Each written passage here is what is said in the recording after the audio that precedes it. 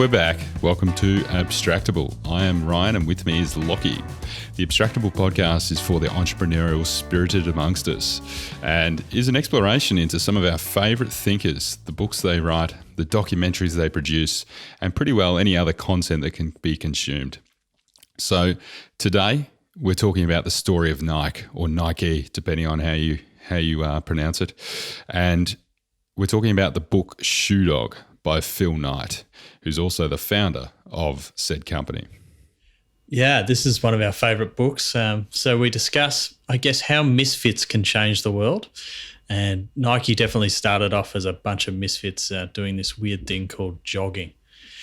What it's like to run a business and be on the cusp almost continually of being bankrupt as you pursue just extreme growth. And what exactly is a shoe dog?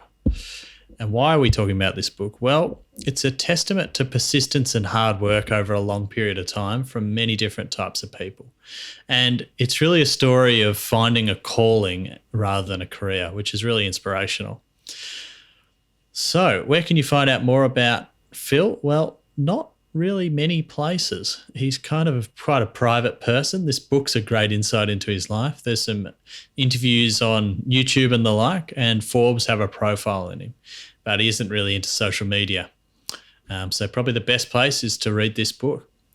So before we get on with the episode, just a reminder that not to forget that you can find full video from our episodes on YouTube and check out other information and stuff on our website at abstractable.co. And lastly, if you enjoy the episode, we'd really appreciate it if you told someone about it. Cheers. Hope you enjoy. Welcome back, Lockie. G'day, mate. How are you? I am doing marvellously. And tell you what's making everything so marvelous for me. What's that? Well, I've been watching The Simpsons again. The Simpsons, what? It's like reliving childhood, but there's this added bonus that you never kind of discovered until you kind of watch it again and realizing just how genius the show is and how well it's put together. So are you watching the old stuff, or they're still making them, aren't they? Oh, I don't know. I know there's something like 30 seasons of this. God. Of this enterprise, you know, the longest running cartoon ever. It must be. Yeah. Are you watching it in French or English? No, definitely English. Okay. See, even if I was at the point of being conversational in French, I'm sure none of the jokes would stick. So we went back right to season 1, and we're just watching a little episode, every now and then on a weeknight, and it's quite enjoyable, mate. That's a great show. So early seasons, like very early, isn't it? Really hits its straps after probably beyond that, doesn't it? Yeah, you've got to give it a grace period of about a season or two, I think. Yeah, the first couple are a grind. They are, but it's if you've seen it before, it's almost funny seeing that and just seeing how like timid or something they seemed, or maybe they're just filled with dad jokes. I don't know what it was, but it was so far beyond the point of lame that it almost gets to the point of being funny in its own right. But yeah, it really hits its straps in I think kind of season 3, 4, something like that. And there's just some really, really like forward thinking stuff too, because the show was like late 80s, early 90s when it was released. And so they're basically talking about things that you see in, as social or cultural issues that we've got today, or just world issues that we've got today. It's absolutely incredible, mate. Yeah, it's spot on. It's so very clever. Yeah. I still quote it at times. It's just ingrained into our memories from people of our generation. Yeah. Oh, good trip down memory lane. Thanks for that very tight beginning. Love it. better than our normal starts. So that's good. So tell me what book we're talking about today. Well, mate, nothing to do with The Simpsons. Today is all about Nike. And we're doing the book Shoe Dog by Phil Knight. Yeah. What do you reckon about this book? Did you enjoy it? I thoroughly enjoyed it, although I think the book had me just almost in anxiety the whole time reading it, and which we'll get into. It's a crazy story, to be honest. It's an absolute roller coaster of a story, isn't it? So it's a biography, but I guess it's probably a memoir because it finishes at a point in time that doesn't quite take it to the present day. Yeah, well, it's kind of, you're right. It is very much, it starts early days and it kind of cuts off somewhere around the 80s, 90s. Yeah. And then he kind of gives a little bit of an epilogue, but it's the story of the making of Nike from Phil Knight's eyes. So I can tell you a bit about Phil Knight if you'd like. I would love that, Lockie.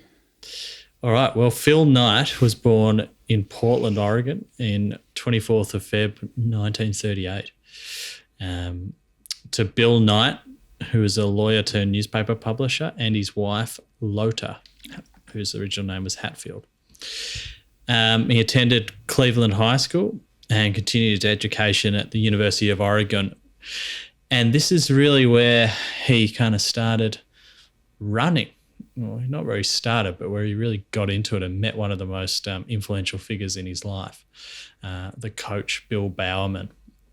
So, he was a middle distance runner. So he was pretty quick and pretty good, but he was never the best in his team. But he was sort of described himself as, one of the people who try the hardest and probably have the most heart, if you will. Though he doesn't use those words himself. It seems to be a very formative time, huh?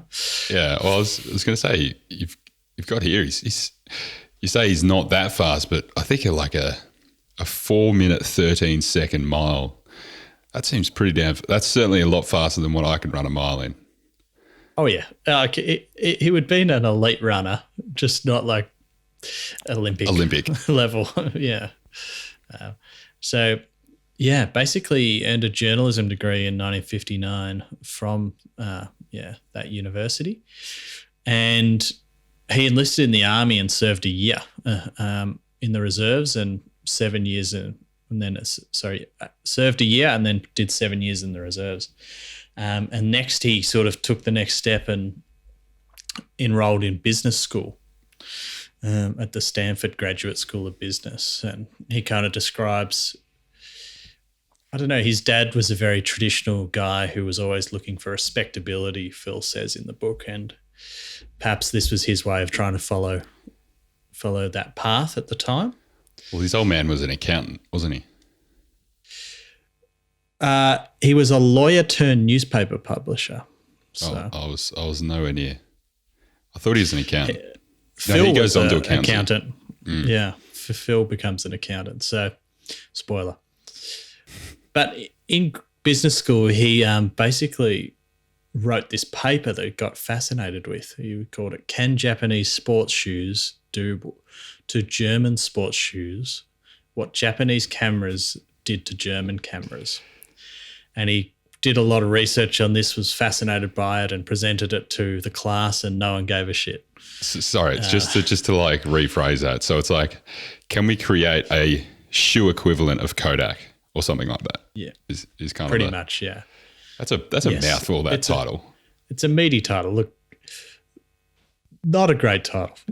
That's probably why no one cared. They didn't get through it.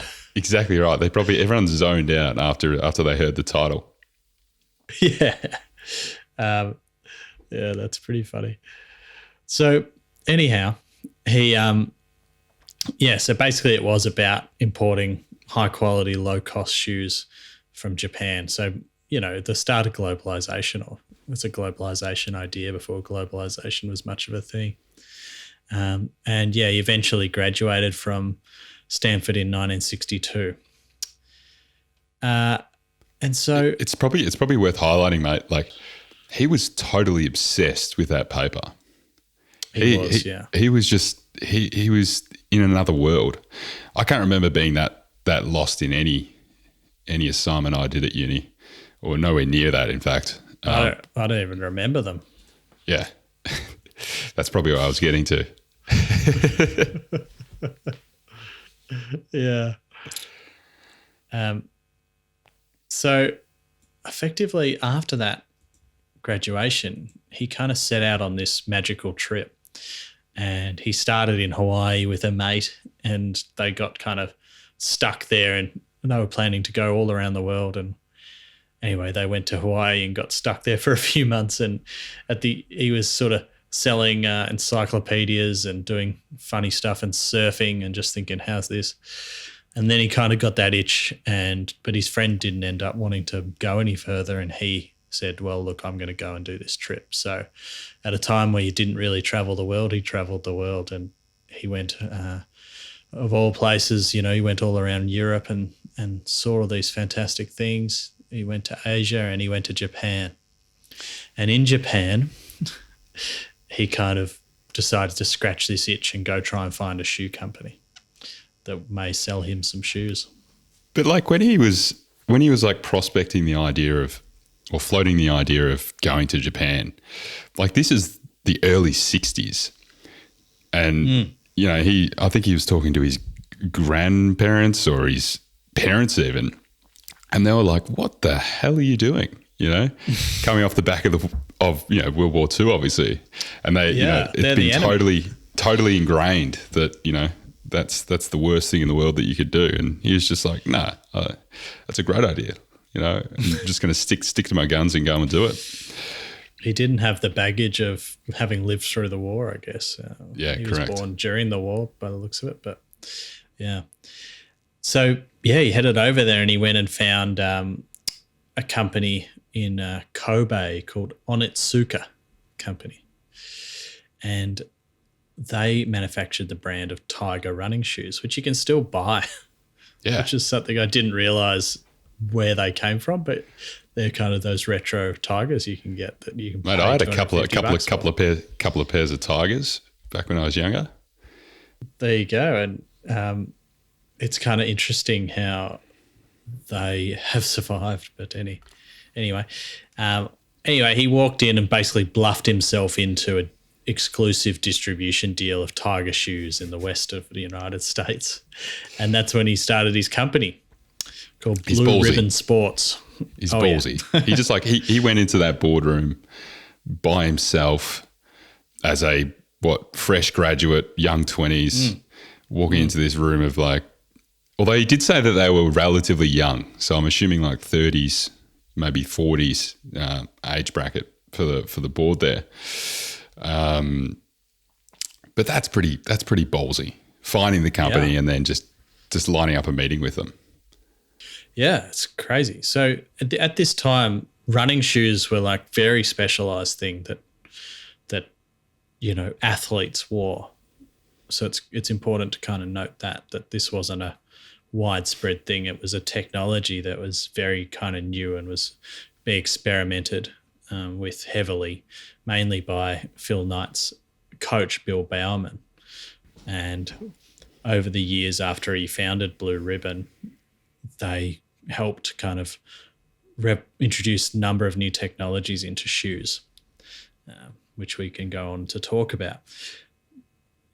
Anyway, he went on this trip. He comes back and he founded Blue Ribbon Shoes. He's going around selling them and it's going okay, but he decides to get a job and become a chartered accountant. So he becomes a chartered accountant and works at Coopers and Lie brand, which is a precursor to they merged with Price Waterhouse, I think, and became PwC. Correct me if I'm wrong there. And anyway, he worked for both, and then he worked for Price Waterhouse, so he kind of worked for both of them. And he was doing audits, and then he became an accounting professor at the Portland State University and would spend part of his time working on Blue Ribbon shoes. And at Portland was where he met his wife, Penny Parks. And she started working in the company, and they were married on September 13th, 1968. Yeah. She was one of the students in one of his classes. Yeah. And he was just like taken away. It was a classic romance, love at first sight, I think, for him. And I think he was like, I'm trying to recall in the book, but he was like so taken aback initially. And then he found out that she was quiet in class and wouldn't raise her hand. And he's like, oh, what's going on? And she just, doesn't have an interest. Yeah, she's dumb, doesn't have an interest. What's going on? And then all of a sudden she's like top of the class. And it's like, oh, great, Yeah. Yeah, quite achiever. So effectively he's come back. He's along the way, he's got these jobs. He's not working full-time at Blue Ribbon. He's got one employee called Jeff Johnson, who is a running fanatic. And again, just to kind of set the scene, running was not something that you generally did as a hobby. People that ran around were seen as weirdos in many ways. It was quite a subculture at the time. Different we're led to believe. It's a bit different to the days of like Strava that we've got now, mate. The social media of running or whatever. It's a completely different world. Yeah, it's that kind of, it might be like a weird extreme sport that you see now, people that do long distance running. Yeah. Maybe it aligns with, remember we spoke about in Total Recall, which is Arnie's book, because weightlifting was very much in the same bracket. It was almost like frowned upon to exercise, I think. Yes. Is what I take away. Or in those ways, I think sports, you did it in structured sports, I think was probably my feel. Football and that kind of thing were big back then already. Yeah. But these kind of, and then I guess you could say Patagonia was a bit the same with their rock climbing. These kind of fringe sports. So anyhow, he's kind of treating this shoe company as, he loves it, but he's got an employee who basically he sent out to sell shoes and treats like crap, basically. Writes him emails, he writes letters that Phil never responds to, but Johnson just keeps on trucking, and selling shoes and sending a letter every day. Yeah, well, he's like the best employee effectively you could have, right? I know. But he would literally be writing, or in fact, he's probably over the top. He's probably not the best. He probably wrote too many bloody letters. But by the sounds, it was every second day there would be a new letter come in the door, and Knight just didn't respond to any of them. No. I think there was once that Johnson cracked the shits and. Not cracking the shits at the fact that he wasn't responding to the letters, but cracked the shits because he got weaseled into shipping to the other side of the country or something like that and didn't get a pay rise. And so I think at the end of it, he still didn't even get the pay rise, or it was a marginal pay rise of next to nothing. And that was the one time that I think Phil replied to his letters. It was just this strange relationship, but Johnson kind of liked the autonomy and kind of built this business up and loved running and would go around and sell the shoes and have ideas. But he took the first sample of Tigers, Phil did, to his coach and said, what do you reckon of these? And Bill Bowerman not only liked the shoes, he just wanted to get Bowerman to use them on his athletes, but he wanted to become a partner, and he became a 50% partner with Phil in the company. And that had turned out to be a really amazing partnership. And Bowerman was kind of like the spiritual head of the company, was a great figure. He became the Olympic track coach, and he would be experimenting in his garage with all these new types of shoes and invented a lot of the new types of shoes like the Cortez and others that Tiger then made for them. And then later on, he designed a lot of Nikes. Yeah, he was. The funniest bit was when he was. I think he was on the Olympic team, and yeah, he was like the coach for the Olympic team, and obviously he has some influence over what his runners are going to wear on their feet, and they were all wearing like Adidas or something else, and I remember him getting back. I think it was back to the country, and his first thing with Phil, and Phil's like, "What the hell? Like, why aren't they wearing Tigers?" And he's like, "Because they're shit." He's like, "What?" I want my runners to win, and like this is a guy that clearly floats around in a, as we'll get to a bit later. He is a fanatic when it came to shoes.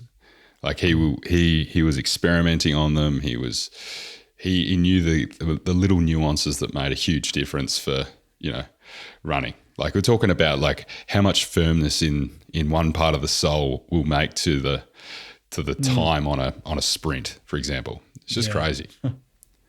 It is. It really is. So effectively, at a certain point around night. So Jeff Johnson actually came up with the idea Nike for the name, and they got a local designer to design the swoosh, as they call it, for like $35. Now it's worth billions. Anyhow, they all hated the name Nike, but they're like, "Oh, it's the best one we've got. We'll just have to go with it. We're out of time," And this all came about because they started manufacturing Nikes because they had a huge fallout with Onitsuka, which ended up in a legal battle, which Phil Knight actually won. But I think it's fair to say from what he talks about in the book, neither side acted admirably during the whole thing. There were some pretty dodgy dealings going on to try and kind of outmaneuver the other. Anyhow, they split ways and Nike was born, and effectively they ended up changing the name of the company because Nikes with Bowerman's designs turned out to start to get real popularity, and they got key sports celebrity endorsements, and the brand just had a feel about it, and it just went stratospheric over a long period of time. It wasn't like it just jumped. It was always growing fast, but it just took it took quite a long time for it to keep going, but it just always kept going up. And it kind of compounded to where it is today. So skipping a lot of stuff that we'll talk about, Nike went public in 1980 and obviously has been growing ever since. And post that time, Phil Knight stepped down in 2004 after his son, I should say he had two sons, Matthew and Travis. And tragically, one of his sons, Matthew, died in a scuba diving trip where he had a cardiac arrest because of just a genetic heart defect. And he was 34 years old, and not soon after, Phil stepped down as the CEO of Nike. And in June 2015, he announced he was stepping down as the company's chairman. And so this book, Shoe Dog, was released on the 26th of April 2016. And, Knight kind of spends his time doing a whole bunch of stuff, but he's an avid philanthropist, and his lifetime gifts to different charities now approaches around $2 billion. But that's only a small portion of his vast fortune. Yeah. And so that's a very kind of quick overview of his life. And I strongly recommend reading this book. It is such a intense read. You really feel, there's something about it. You just feel like you really, I don't know, the word feel kind of sticks with me. You really, he gives the emotion of what it was like to be him and all the good things and bad things along this wild journey. Yeah, as I said, mate, I was essentially anxious just listening to the book, just because it was pretty intense. Like, we've kind of skimmed through some of the stuff that happened, like even just the big legal battles and the problems that they were having with Onitsuka, and it sounds like a very corporate-y type thing, but Knight was probably late 20s or even something around that age when this all went down, and he had no idea what he was doing, and No. it was just chaos. If you imagine Nike, you imagine a bunch of guys sitting around in a boardroom. They come up with this genius marketing plan in suits. They're all really smart, and they basically launch the company, get their strategic endorsements, scale it up, and in 10 years, it's one of the biggest companies on the planet. That is the complete opposite of the story. And that's what's one of the really interesting things about reading this book, is that this guy is a very human, and he made a shitload of mistakes along the way. It's just, okay, so that's like the fairy tale, that's the imagined story. But I feel like nothing starts like that. It's almost like those, if you had that situation, that's almost guaranteed to fail. It's like the overplanned approach where they think they know what their customer wants and ends up having no idea, or there's like one false assumption in this beautiful strategic vision, and it fucks the entire thing over. And I think the real testament to that is, I think we have certainly discussed quite a few, bios or autobiographies now, and every single one of those stories has been very much this kind of just falling over yourself type thing. It is, but for some reason, this one just feels particularly like raw. Like he just kind of he just really tells it, I feel, quite honestly. And it feels like he really didn't know what he was doing. Like you kind of felt like Arnie kind of knew what he was up to. He had his sights set. He knew where he was going. But it certainly happened slow, and he took the hard road. But also risky road, which we can get into. I was going to say, let's get into it, mate. I just want to kind of come back to the title of the book, though, before we delve into that risky space. So the shoe dog, and what a shoe dog is.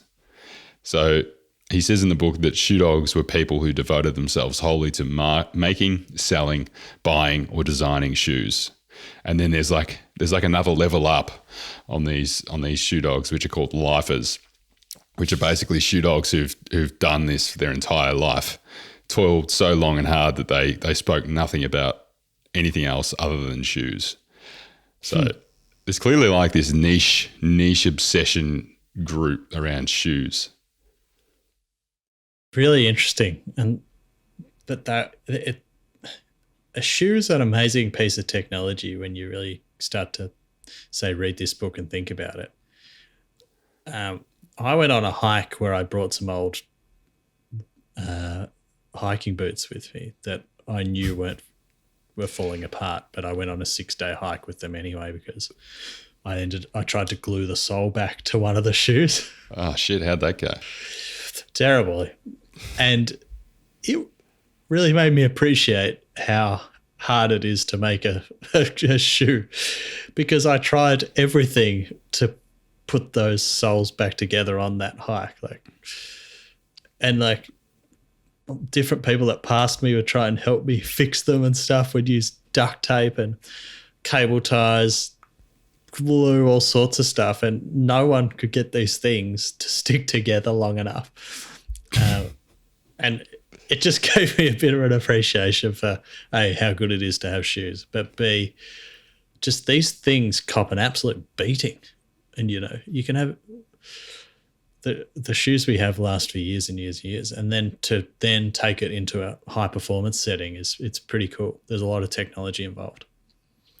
Yeah. I've heard stories of because you can do like hikes and things sort of touristy. Actually, there's one in Japan going up Mount Fuji, which is just, each day they do the kind of the sunrise hike, where people hike up at 3 a.m, and then they can, after I don't know how many hours it takes, they can see the sunrise.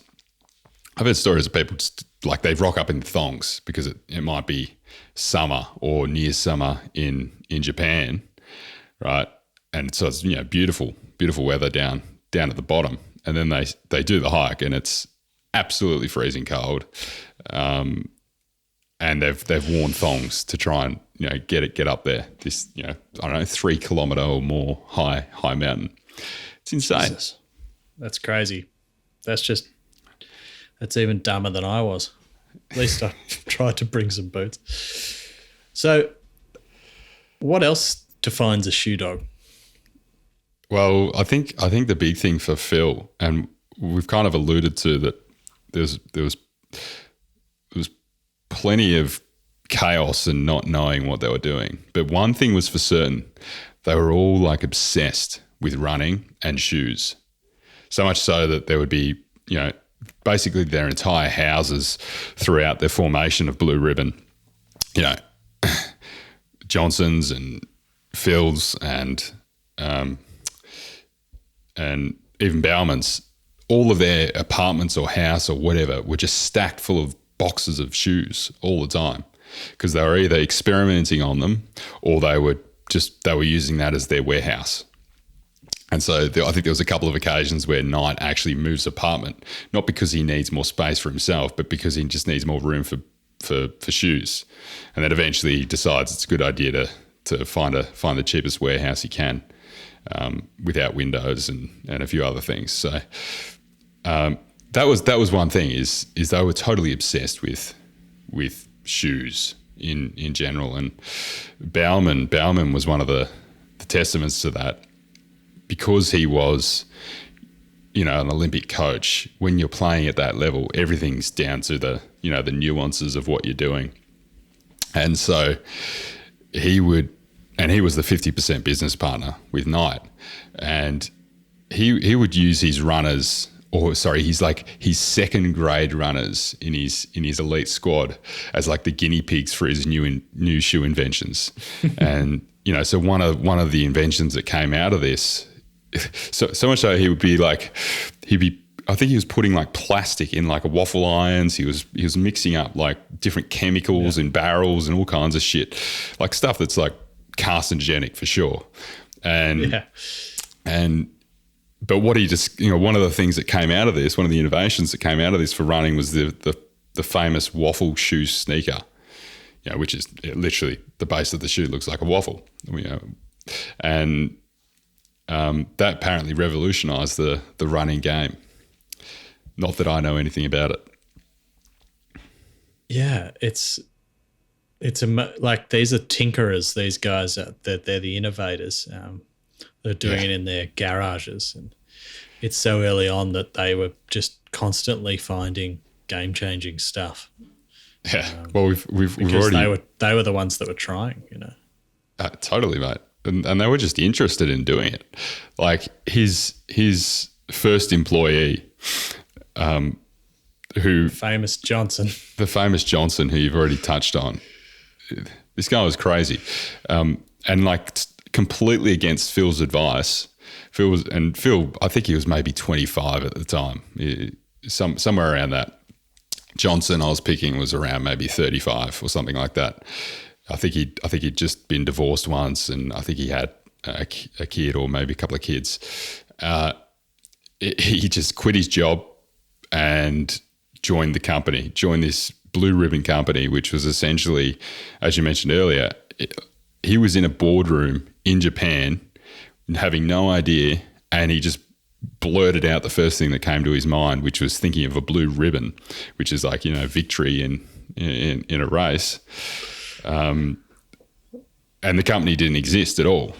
So he's gone from that, and somehow Johnson's got involved, and then all of a sudden he's got this guy that's basically just running night and day, every week, endlessly, and just obsessed, totally obsessed and energized about it. he ended up being quite a good shoe designer, Johnson, as well as a salesman, warehouse manager, retailer, you name it. Johnson did it over the years. He was a machine. And he really kept the company. I mean, Phil deserves a hell of a lot of credit, but Johnson, he couldn't have done it without the people that were with him along the way. Yeah, and stuck with him because Knight's management style is pretty loose. Oh, yeah. And very weird for those days, Quite modern, but probably just a little bit on the too loose side. Yeah, I'd say just go fix it, Johnson. Basically. Go sell some shoes. Yeah, but they were these guys were in the nitty gritty. They're obsessed, and one of the things that ended up happening is on the unveiling for Nike. I think Johnson. This is obviously after the legal battle and everything else. They've established a shoe company. They want to launch Nike at a trade fair, and they'd organise a deal with a Nippon factory to put their shoes together for them, and they unveil they remember opening up the boxes of the shoes, and they were just like, "What is this?" Because there was bits and pieces hanging off. There was things that weren't aligned. Things were uneven or not quite matching, and that's pretty strange. If you open up a box of shoes and there's things that are slightly off, you're like, "What's going on here?" So anyway, they rolled with it, and one of the big things that they did was they were like, let's just do some orange boxes, because all boxes were just plain cardboard boxes back then, and they just got an orange box, and they were a huge success, and Knight was basically crumbling at the foot of this expo, and Johnson had just lost the plot. He was, and so had Bauman. They just thought that the company was gone, was basically going to be in ruins after this convention. But because Blue Ribbon had such a good brand for sticking by their sales reps, for example, the sales reps kind of gave back to them and said, we know that there's little bits and pieces that are off in the shoes, but we love what you're doing, and we know that you'll fix it up. So because they were just so obsessed. Yeah, they'd got a reputation. Something that struck me throughout the book was basically, despite them having this incredible growth story, it kind of taught me viscerally what cash flow is for a business. Like, Phil Knight was like poor for 30 years because he kind of did what, he had this kind of, it was like the Western Front was open to him. He'd kind of found this thing that people wanted. First, it was just runners. And then because of the way he developed the brand, which we'll talk about, it became not just cool to wear Nikes if you were running track. It also became cool to wear them on the street, or the idea of jogging as a healthy thing to do, or something that you may do as a recreation, took off as well. And so he always felt that there was this insatiable need for this product. And if he didn't get to the customers first, they'd go to Adidas. And so this whole massive market was going up, and he was just trying to grow as fast as he could.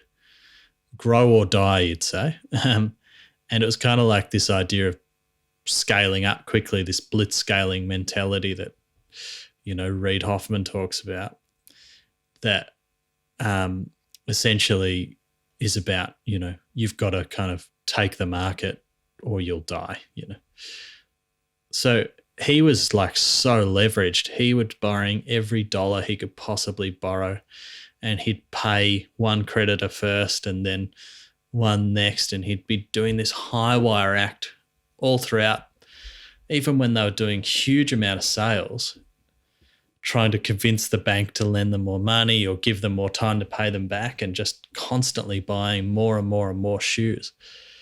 It was so stressful just like listening to that. Yeah, he went through a number of banks. He went through a number of like bank managers and different things, and again, it was one of those cases that he was essentially saved. And I have to like pin this on maybe like well managed luck. I'm not going to say just complete luck, because he had this ridiculous network, which was one big thing that kind of kept saving him throughout. But it just so happened that there was this massive Japanese company based in, with a core office in the States that he'd developed some relationship with. He was able to go to them, and they were able to get him out of this insane mess of debt, because they're at the point, like they're in negative cash flow is essentially where they're at. And so the business was going to fall over, but it just kept happening. Like as soon as they'd get out of this, like, as soon as they get any cash in the door, it was like, now spend all of it, spend everything. Yeah. It was like the most fragile like sounding business you could hear of. It's like, we have no reserves, we have nothing in the bank, and it kind of makes you wonder, like at any point in time in this story, there could have been just like one slight step in a slightly different way, and the company would have been totally obliterated. Oh yeah. But I guess I kind of feel like someone would have saved it, because it was going gangbusters, So do you think that that's the case? Or I guess at some point people wouldn't want to touch it because it was just so, highly leveraged. I don't know. Well, I think what would happen, maybe, mate, I don't know, but I suspect you would get, at some point in time, you'd have some administrators come in, you'd do a valuation of the business based around how much the business owed. And remember, they had like a $25 million tax bill at one point in time. So they got like aggressively targeted by other shoe companies in the States who basically replicated one of their shoes. And what that meant was, because you could essentially manufacture the same shoe in the States, the fact that Nike was importing them meant that they were subject to some, like 30% tax hike across, and they were able to backdate it a number of years, and it just ended up with this whopping, huge tax bill that they ended up having to pay. That then they were able to get out of because of some political connection that they were able to kind of leverage throughout the book. But that was just another case of one of those things where everything was about to fall over, because there was no way they were going to come up with that money, because they just had nothing ever sitting there to be able to pay this stuff. And so then it maybe makes you think, well, would they have thought as ingeniously, or tried to kind of push things as hard as they did if they did have the cash? Like if they had 25 mil cash sitting there, would they have maybe, all right, we'll pay it, after all this legal fighting and pain? Because it's just, you kind of, it definitely sticks with me that, someone who's got this business that's turning over $30 million back when $30 million was a lot more than it is today, and it's still an life-changing amount of money. Like, they were in terrible offices that, there was one office they had where I think, that was on the top floor somewhere, and it had so much pigeon crap above it that a lot of it would drop down onto their desks, and they'd just have to swipe it off during the day and put a little coaster over their coffee mug so it didn't go into the coffee. They just were just like a real loose, non-glamorous kind of organisation for such a long time. But that didn't mean that they didn't have a lot of heart and soul and stuff. It just wasn't how I imagined it. Yeah, well, it's almost like that grit is what kind of made them. It's what made their culture, and they were known to be like the anti-corporate, even when they,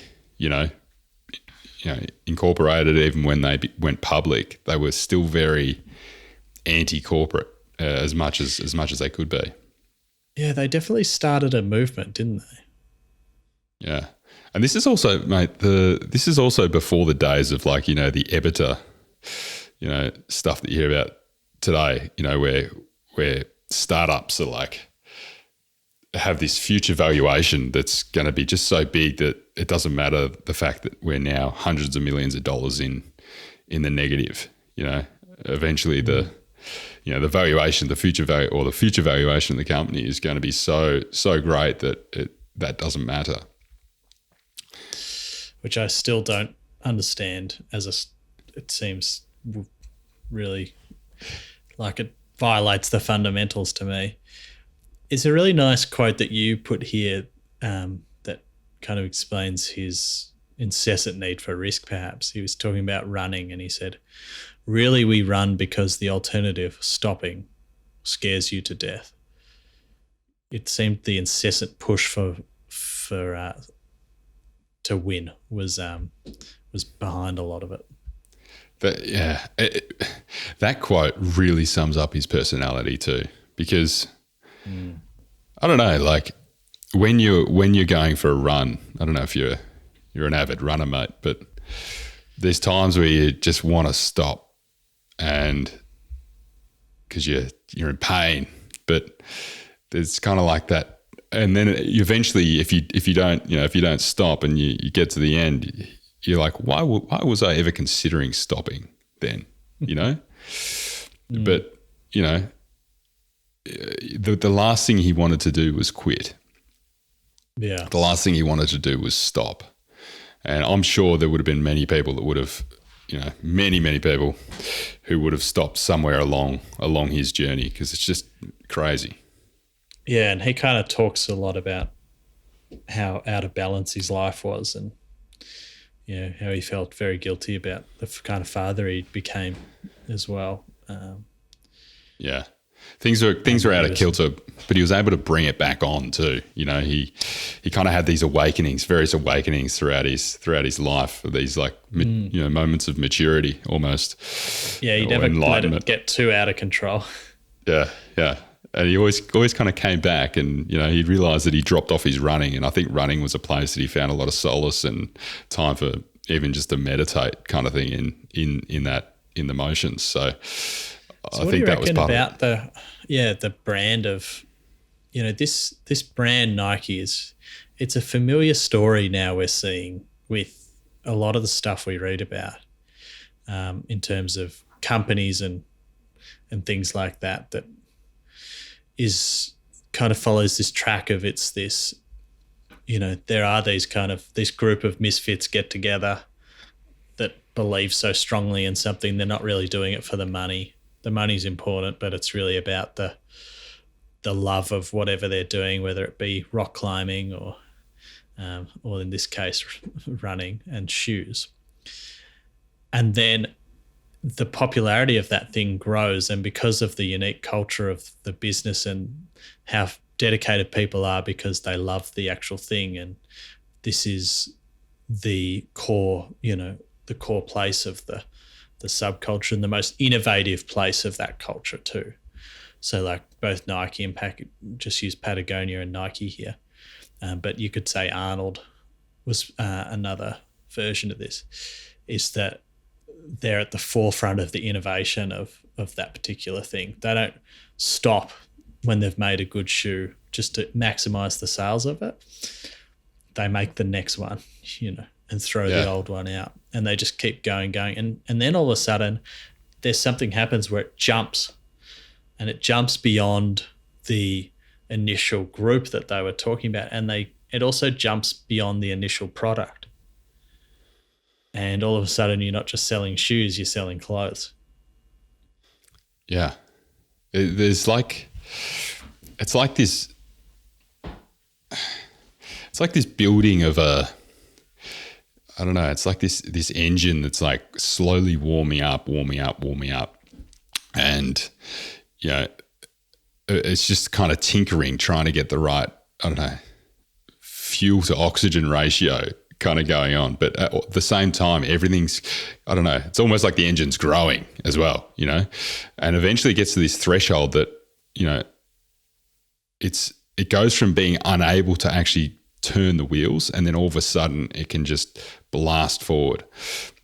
That's a terrible analogy, but I'm trying to just paint that picture, because that's totally what happens. Even think about, mate, what happened with, or the story with Apple, you know, back in the 90s, and they had basically been driven down that, very much that, you know, let's milk this product as much as we can rather than focus on the innovating and getting to the next thing, which was very much, you know, Jobs' thing, the kind of visionary perspective that he had. And it sounds like this is very much the case that we see across this book with Knight, and, you know, as you said, Patagonia, as you said, Arnie, even. They just, now, you know, what we had done was never good enough, because they were never able to achieve this like vision. And so it just kept meaning that they kept adding more fuel to the fire.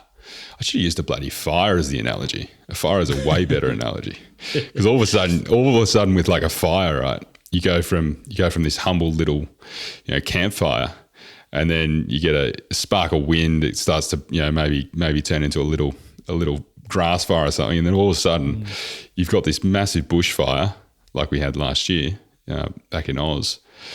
And these fires have a weather system in them, because they're just so much energy and heat and everything going on in them. It's almost like that's a far better way to describe it, I think. Yeah, no, they almost create their own weather system, you know.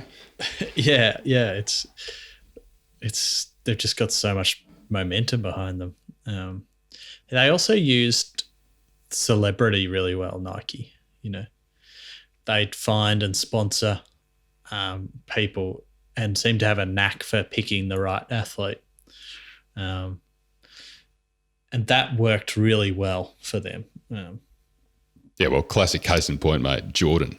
We did Jordan's book. Yeah, and well, that's a big deal. Oh yeah. And that was signed by, so that was, and just to like come back to the Misfits thing, that was signed by Strausser, and Strausser was like an ex-PwC director, his old boss, and Strausser, because he was overweight, he wasn't able to make it to partner in the company, and arguably an alcoholic too. Yeah, arguably an alcoholic. An array of things. Yeah, but yeah, it was basically said that he was so fat that they wouldn't make him partner. But he got in his stride inside the you know, what Phil called the company of misfits, and what do they call them? The buttheads. Butt faces, I think. Butt faces. Something like that. So we've talked about how he played this high risk strategy, you know, but in many ways the success was kind of slow too. Like, this company was founded a long time ago, you know, in the early 60s, and it took a good 20 years till it really started to become, like, it was always growing quickly, but it kind of had a slow start over the first few years and accelerated. And then I don't think it was like the kind of business success you see today, where, you know, today you see a company grow to 100, 200 million with 6 employees, and over the period of three years or something. The interesting part of this story was that it kind of felt like this was like a 20, 40, now a 60-year growth company. And it felt, you know, super risky and scary because of how much money they were borrowing at the time, and those sort of things. But it was also kind of slow. It started slow, then ramped up, but just kind of kept that pace, it seems, and that compound growth over time. Yeah, it's almost like there's okay. Here's maybe a thought. Maybe there's a decoupling between the kind of the brand itself and the product to some degree. So the brand keeps getting this fire added to it across a number of years, and so the brand itself is able to make things explode even when you're in a less scalable environment such as a product, a less leveraged environment such as a product compared to the likes of the tech startups that we see today. Whereas the advantage that tech has is they can very quickly comparatively, is still let's probably not underemphasize how intense some of that is. And there's only some that really get going after 3 years, because arguably they've probably had 3 other failed startups prior to that that they've been working on for a collective of bloody 10 years. But they're still able to get this product kind of stood up. And because of the space that they're operating in with this huge amount of leverage around technology, as opposed to the capital reliance that Nike had, because Nike needed cash in order to make more shoes and in order to grow. Whereas I think kind of concurrently they had this brand that was evolving. And so I think if you look at some of... Interesting point. Yeah, maybe if you look at some of the big, and mate, this is a total riff, but if you look at some of the big tech startups, let's go with Apple and Microsoft. They've kind of got this brand. Now, whether you like them or not, whether you're on one side or the other or neither, they have this brand. And so people don't even buy Apple or a Microsoft product even necessarily just because of the product itself. They buy it because it's the brand. It's like classic Apple is like a fashion statement, more than it is a product. And so I think there's a decoupling that happens, and so it's kind of important to the product development of that product kind of feeds the beast of the brand. But the beast of the brand is what really provides the big forest fire that has its own weather system. Yeah, really interesting. So, is that coherent? Yeah, no, Okay. it is. Good. So I wanted to ask you about something else too, is that, Phil, it's fair to say, didn't follow convention in his own life really, did he? And this was kind of a time where you were supposed to just settle down and get a job. What effect do you think that had on his life? Yeah. So I'm trying to recall, because what did he do? And I've actually forgotten what he did in the lead up to the big trip, because there was this big burning ambition to want to go on this big trip, and I think it was actually sparked from his assignment that he did, the capstone project around the shoes. I think that was kind of part of the catalyst for the trip, wasn't it?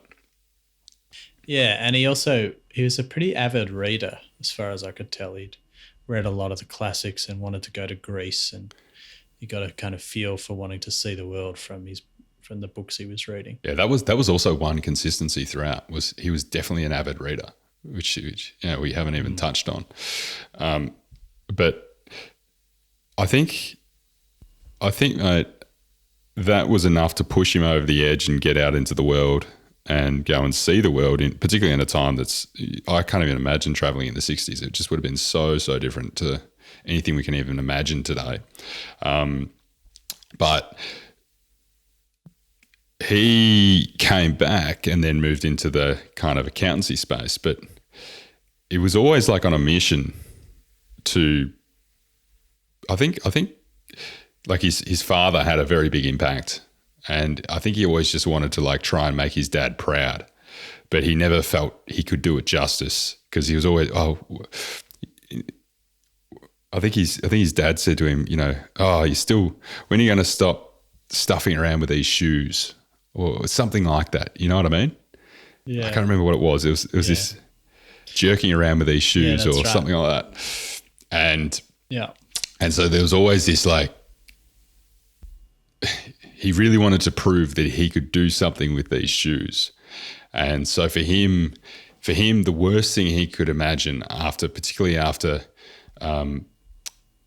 he was reflecting on the work he'd been doing at Price Waterhouse. And, he'd been there, I think, for a couple of years type thing. And he just sort of remembers saying, are my best days behind me? Have I already done the best thing I'll ever do in my life? And that was referring to the world trip that he had, because he was, working 12-hour days, 6 days a week at Price Waterhouse, and then, maybe spending whatever time he could wrangle up on a Sunday to work on Blue Ribbon. And so there's always this sense in him to, he never wanted to, at the core of it, never wanted to work for someone else. And he said, in the book, he says that he always wanted to build something that was his own and something that he could point to and say, I made that. And so I think that was always just burning there, deep inside him. Live a spicy life. Live risky life, live a spicy life. That's an Arnie quote. Yeah. I think that's rule number 10 from Arnie. Yeah. Yeah. Break those rules, Yeah. But he was very much about going on a slightly different track. Let's use that because that's a great pun for a story all about shoes and running. Just to explain that to you, mate. So perhaps you'd like to run us through a quote that kind of sums up the whole book to finish. I would love to do that, mate. And it's a nice little lead on to what we were just talking about. So he kind of, as you said, he has like an epilogue where I think he skips forward to like 2006 or 10 or something like that. And he's just reflecting on the past. And, I think he asks himself, he's like, what's his one regret or the one thing he looks back with? And he says, he basically ends up saying that he just wants to redo it. He'd just love to live it all again, which is a great thing. It's like, it's very much that gratitude, live in the present moment type thing.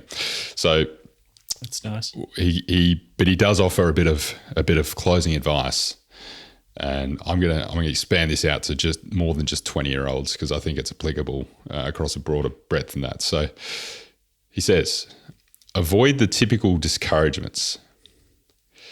Hit pause, think long and hard about how they want to spend their time and with whom they want to spend it for the next 40 years. I tell men and women in their mid-20s not to settle for a profession or even a career. Seek a calling.